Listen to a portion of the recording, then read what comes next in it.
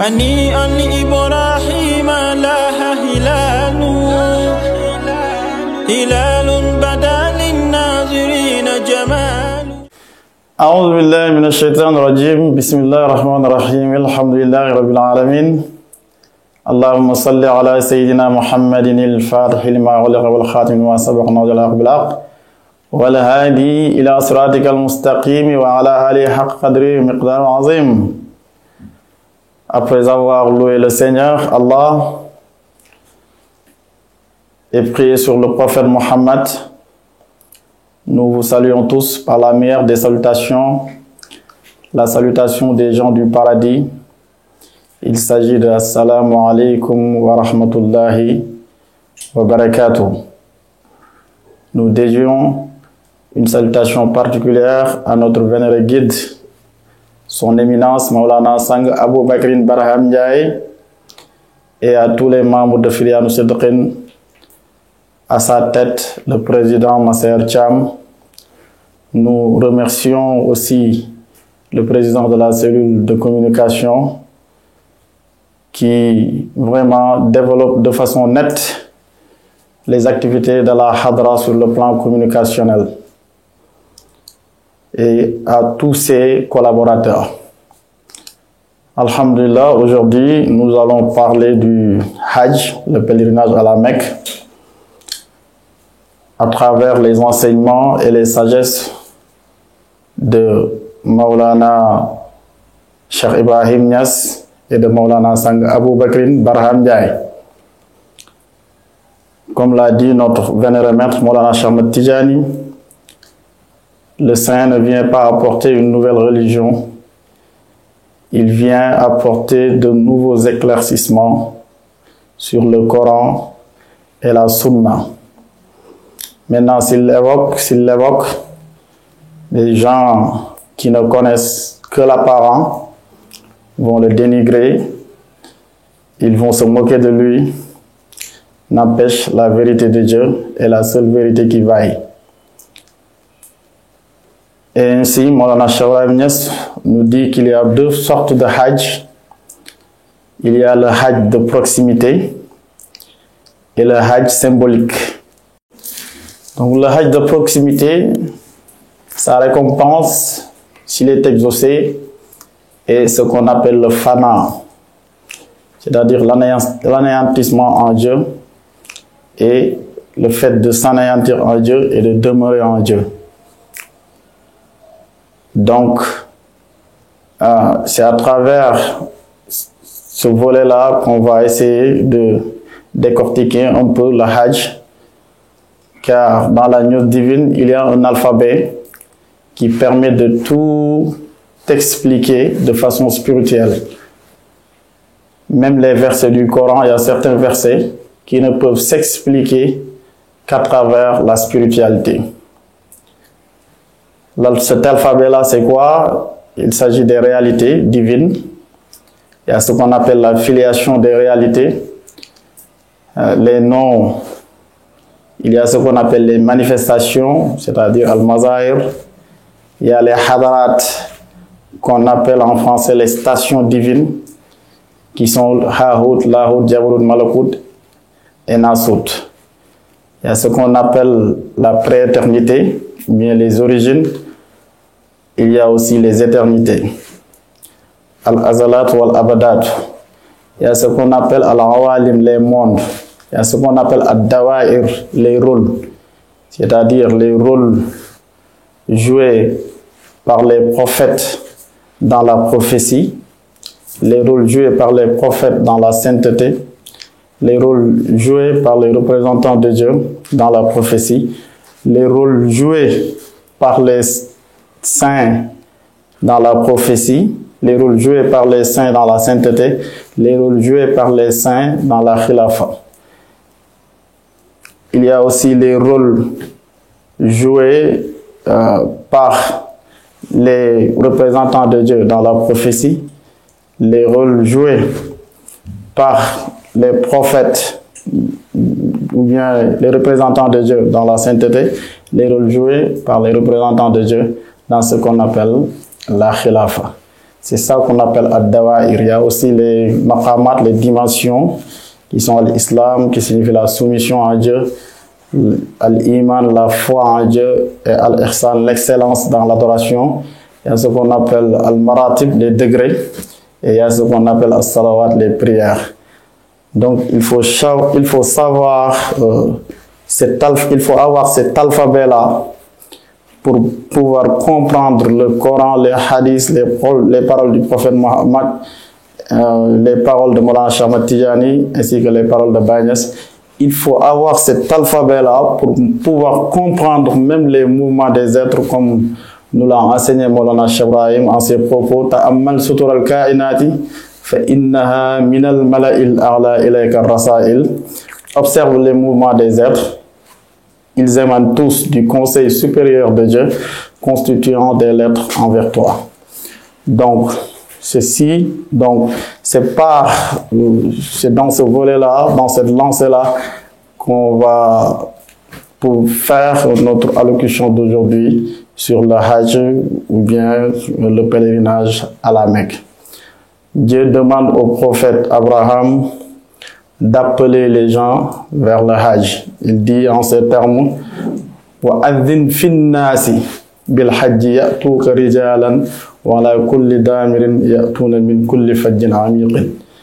Ô Ibrahim, appelle les gens au pèlerinage à la Mecque.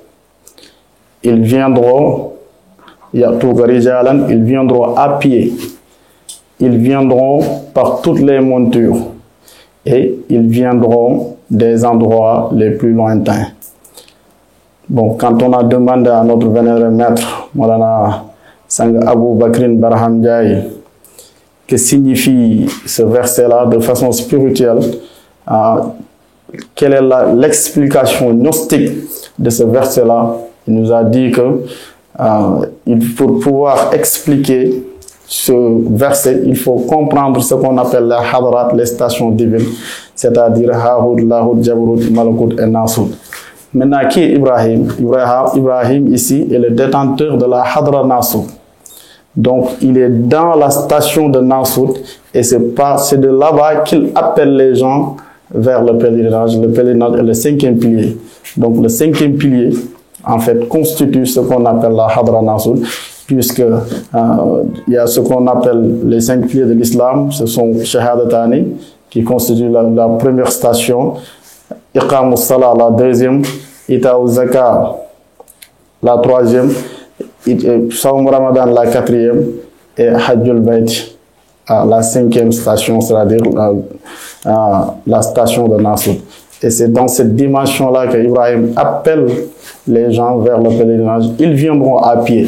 Maulana Sang Barham Ndiaye nous dit que ceux qui viennent à pied, ce sont les gens de la Khilafa, car ils sont plus proches.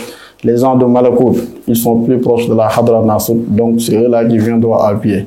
Donc quand il dit Ya'tina min kulli wa'ala kulli damirin, c'est-à-dire par toutes les montures. Donc il y a les moyens de transport terrestre, il y a les moyens de transport maritime et il y a les moyens de transport aérien. Donc ceux qui sont plus loin viennent avec les moyens de transport aérien, c'est-à-dire ceux qui sont dans la station de Hahoud, c'est eux-là qui viennent avec les moyens de transport aérien. Ceux qui viennent avec les moyens de transport terrestre, ce sont les gens de la Hadratul Jabarut, c'est-à-dire la Hadra de Maulana Cheikh Ahmad Tijani, la Hadra de la sainteté, c'est eux qui viennent avec les moyens de transport terrestre. Maintenant, ceux qui viennent avec les moyens de transport maritime, ce sont les gens de la prophétie, c'est-à-dire les gens de la Hadratul Lahoud. Donc voilà en somme ce que nous explique Maulana Sang Barham Ndiaye par rapport à ce verset-là. Maintenant, Maulana Sang Barham Ndiaye, dans son enseignement, puisque Maulana Cheikh Ibrahim Niass nous a dit que وَمَا أَنَا فَالْعَارِفُ عِنْدِي Man faniya fi dhati marratan, le arif, c'est-à-dire le connaissant de Dieu, c'est celui-là qui s'anéantit dans l'essence de Dieu. Wa fi sifati marratayni, et s'anéantit dans l'attribut de Dieu 2 fois, s'anéantit dans le nom de Dieu 1 fois, et puis voit toute l'existence ou bien reconnaît toute l'existence dans les trois réalités de façon claire et nette. Wa athbatal asma bil ismi, et reconnaît tous les noms dans le nom de Dieu. Tous les noms dans le nom de Dieu. Et puis voit tout en lui. C'est celui-là qui est le vrai connaissant de Dieu. Donc tout ce que nous voyons, nous devons les reconnaître dans les réalités. Donc c'est dans les trois manifestations de Dieu. Donc, selon Maulana Sang Barham Ndiaye, dans la mosquée sacrée, seules les manifestations de la pré-éternité et les manifestations de la prophétie y sont présentes. C'est-à-dire la Kaaba, Ar-Rukunul Yamani et la pierre noire. Bon, je vais mélanger un peu pour ne pas que d'autres volent nos secrets. Et puis il y a ce qu'on appelle As-Safa, les deux marchoirs, c'est-à-dire As-Safa wal Marwa, ainsi que Maqam Ibrahim. C'est pour vous montrer la rationalité, la véracité des propos de Maulana Sang Barham Ndiaye. Dieu dit: Inna awwala baytin wudi'a lin-nasi lalladhi bi Bakkata. La première maison construite pour les hommes est celle de la Mecque. Donc la Kaaba est la première maison. Donc la Kaaba appartient à la éternité, ainsi que le Rukunul Yamani et ce qu'on appelle la pierre noire. Maintenant, les deux marchoirs, à savoir le Safa, la Marwa et la Marwa, aussi appartiennent à la prophétie. Maqam Ibrahim appartient aussi à la prophétie. Dieu dit: Maqam Ibrahim wa man dakhalahu kana aminan. Maintenant, après ces 6 manifestations-là, on sort maintenant de la prophétie. On va maintenant vers les manifestations de la sainteté, à savoir Mina, Muzdalifa et Arafat. Là aussi, on a une question pour tout le monde. Pourquoi à Arafat, on ne peut pas y prier la prière, on ne peut pas y effectuer la prière de Asr? Pourquoi? La prière de Maghrib du moins. Pourquoi on ne peut pas y effectuer la prière de Maghrib? On doit quitter Arafat pour aller prier la prière, effectuer la prière de Maghrib à Muzdalifa. À Muzdalifa. Même si la prière de Maghrib nous trouve à Arafat, on n'a pas le droit de l'effectuer là-bas. Donc pourquoi? Ça, c'est une question pour tout le monde. Et je pense et j'ai la certitude que la réponse ne se trouve que chez Maulana Sang Abou Bakr Barham Ndiaye. Et il y a aussi enfin il y a les manifestations de ce qu'on appelle de la khilafa. Et il s'agit de Jamratus Sura, Wal Wusta, Wal Kubra. Il s'agit de la petite Jamra, la petite lapidation, la lapidation du milieu et la grande lapidation.